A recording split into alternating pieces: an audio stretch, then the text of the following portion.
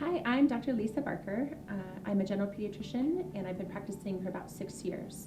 And I bet you have a lot of questions about HPV virus and especially the hype around the HPV vaccine. And I'm here to help provide answers to your questions and additional information.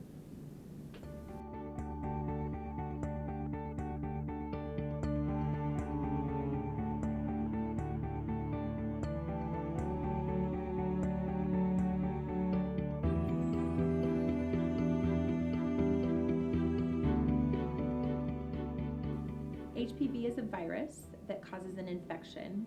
This virus is attracted to skin cells and mucosal surfaces, so parts of the body that include the vaginal area, around the anus, the penis, and in the throat.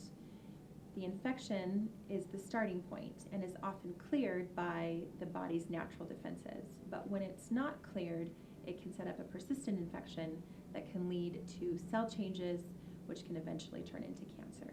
It is much like a cold virus in terms of the fact that it spreads so easily. Almost everybody will get exposed and have effect from it.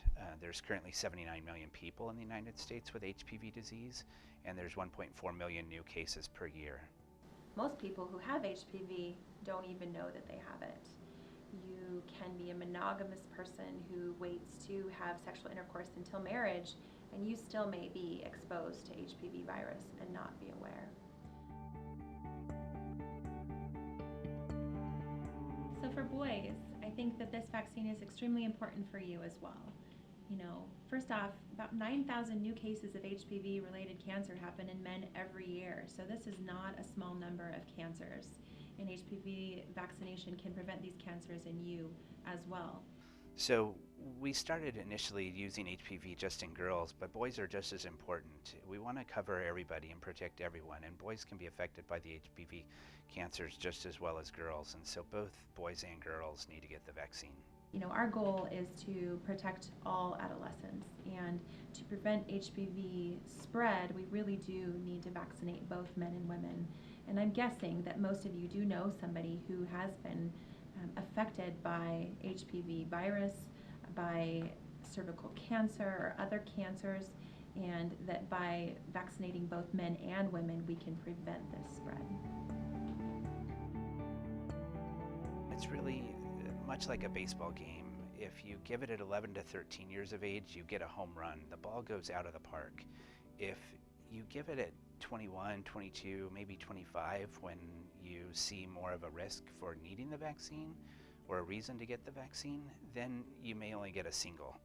And so really giving it when the immune system is strongest at 11 to 13 gives you a better response than if you give it later in life when your lifestyle may put you at greater risk for HPV disease.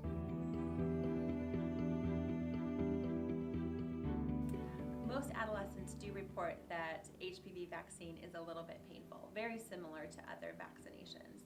Other side effects that you might experience would be a low-grade fever or even a little bit of redness where the vaccine goes into your arm. When you give the HPV vaccine, though, one of the side effects is that you can get lightheaded or dizzy, and the reason is your nervous system's really strong too. And so really that's the biggest side effect we've seen. Your doctor may want you to sit around a little while after you get the vaccine to make sure you don't feel lightheaded. So for young kids, I really want to say it's hard for us to think 10 years down the road when we're 15 and 16, 11 and 12, but really this is protecting you for your entire life. You've gone to school preparing for your future. The last thing you want to do is when you get into your midlife, get into career, get started in activities that you want to do, that you've dreamed of, that you get that stopped by cancer. This vaccine is a way that you can prevent cancer and not have that put a roadblock in the future for your life. I think this is something that is becoming better known, and it's important to talk to your friends about it and ask them about it. Ask them if they've heard about it or if they've had it. And I think you'll realize that this is something that you should not be ashamed of.